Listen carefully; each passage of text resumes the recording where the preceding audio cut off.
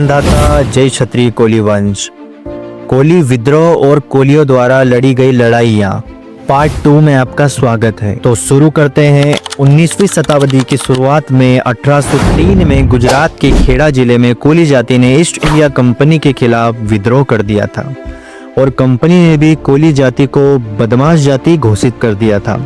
कोली जाति ने east India company का कोई भी आदेश मानने से इनकार कर दिया और कंपनी के अधीन गांव और कस्बों को लूटना शुरू कर दिया और ऐलान कर दिया कि यह हमारा कर वसूलने का पैतृक तरीका है।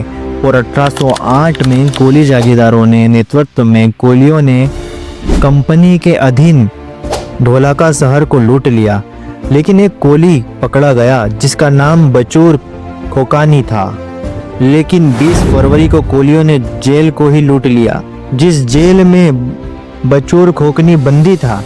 इसके बाद एक ब्रिटिश अधिकारी आर होलकार्ड ने स्थानीय सेना बनाने का प्रावधान दिया, जिसके चलते काफी कोली पकड़े गए और उनके प्रिंस ऑफ वेल्ड द्वीप पर भेज दिया गया।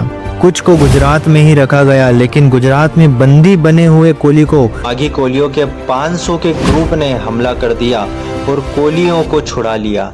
इसके बाद कोली जाति ने फिर से कंपनी अधीन क्षेत्रों में लूटपाट शुरू कर दी। कंपनी ने बड़ौदा रियासत के गायकवाड़ महाराज से मदद मांगी और महाराजा ने भी पूरी जोर लगा दिया, लेकिन कोली नहीं रुके। 1824 में कंपनी ने कोली जागीरदारों की जमीन हड़पने की योजना बनाई, परंतु इससे कोली जागीरदारों और भी ज्यादा आक्रामक हो गए और आतंक मचा दिया। इसके बाद ब्रिटिश सेना और बड़ौदा रियासत की सेना ने मिलकर कोली जाति के कई गांव जलाकर राख कर दिए और 1840 तक कोली खेतीबाड़ी में व्यस्त हो गए। 1826 में कोली जाति के एक संत ने अंग्रेजों के खिलाफ विद्रोह कर दिया, जिसका नाम था गोविंद दास रामदास। वो कृष्ण और राम का भक्त था। 17 मार्च को उसने कोली जाति के साथ ब्रिटिश के अधीन ठसरा और डकोर शहरों पर हमला कर दिया और खुद को वहां का शासक घोषित कर दिया। कोली भगत ने 1826 से लेकर 1830 तक कोली जाति के साथ विद्रोह जारी रखा। आगे ही 1857 में पेट रियासत की कोली जाति के लोगों ने अंग्रेजों के खिलाफ भयंकर विद्रोह किया। 6 दिसंबर 1857 कोली वीर वेगड़ा जी 2000 बागी कोलियों ने पेट के हरसोल नगर को लूट लिया। अंग्रेजों ने मामलादार को हरसोल नगर की जांच पड़ताल के लिए भेजा, लेकिन बागी कोलियों ने मामलादार को ही उठा लिया और बंदी बना लिया। इसके बाद बागी कोलियों ने लेफ्टिनेंट ग्लेसपूल और उसके 30 साथियों को घेर कर मारा। कोली विद्रोह को देखते हुए अंग्रेजों को पेट रियासत के कोली राजा भार्गव राव पर शक हुआ और कचहरी में बुलाया। पता चला कि कोली विद्रोह की योजना राजा भार्गव राव और रानी के दीवान ने एक हफ्ते पहले ही बनाई थी।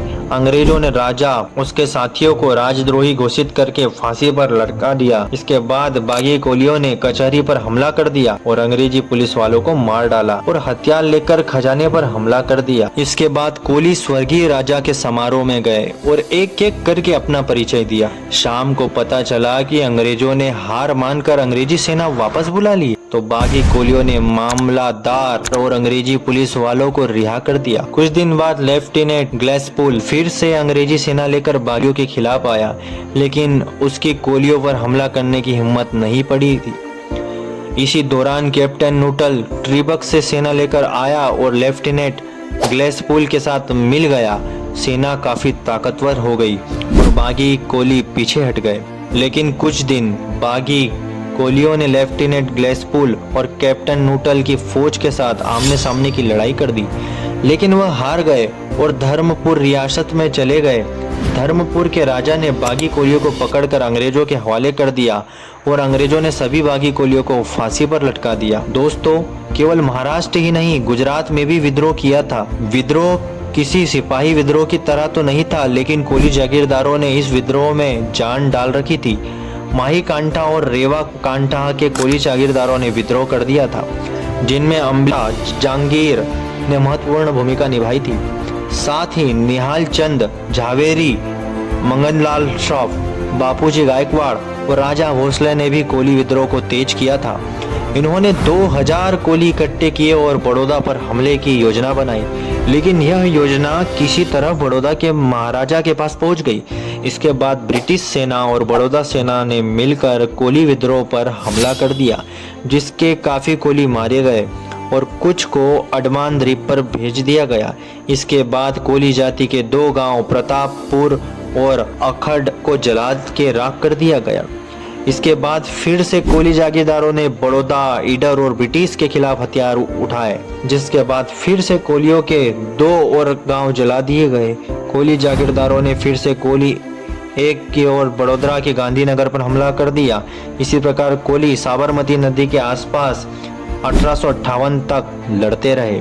अगर आपको इस वीडियो में जानकारी अच्छी लगे तो इस वीडियो का पार्ट 3 देखने के लिए चैनल को सब्सक्राइब कर दें और इस वीडियो पे ज़्यादा से ज़्यादा लाइक, कमेंट और शेयर करें।